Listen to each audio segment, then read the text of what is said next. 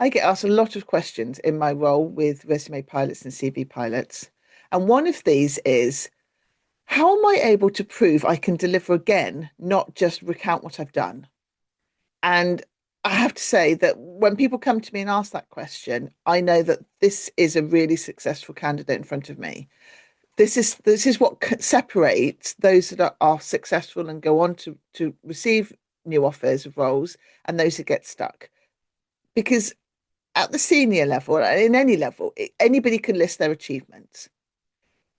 At the senior level, or the C-suite level, what hiring boards really are wanting to know is, can you create meaningful outcomes in a new environment?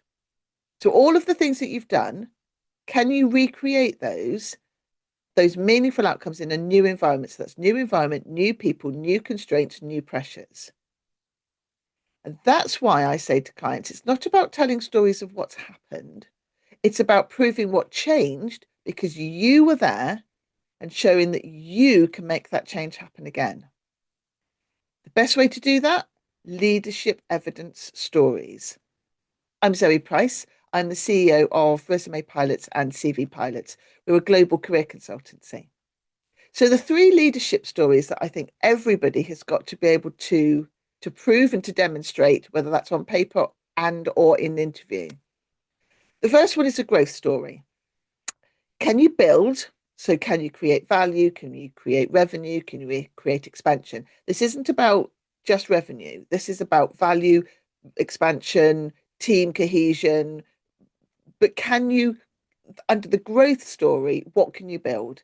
Can you create value?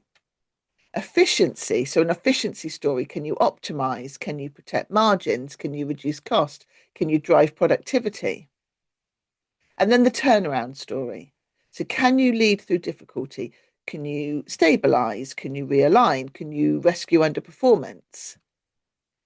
If you don't have at least one of those three stories, ideally at least one of each, you are going to find it much more difficult to compete in the current market. So you can structure your leadership story using the formula outcome, context, constraint, leadership action. So slap on the wrist for anybody who says responsible for regional operations, and gold star to the person who says, I stabilized a declining region, -6% year on year, and delivered 11% growth within 9 months by restructuring leadership, restoring vendor trust, and refocusing clinical targets during an integration of new ownership. Wow. Because what that tells a board is I won't just manage change. I will be the one that leads it. I will change trajectory.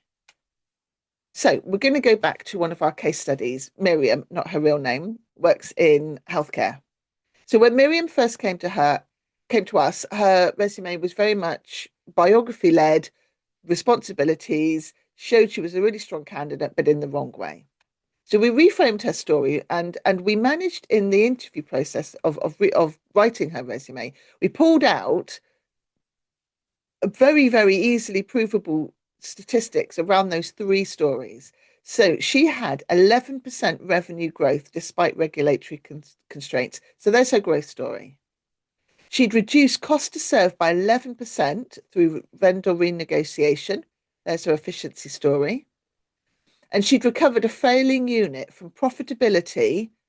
Sorry, she'd recovered a failing unit from failing to profitable in 6 months. There's her turnaround story. So she'd hit all three of those stories.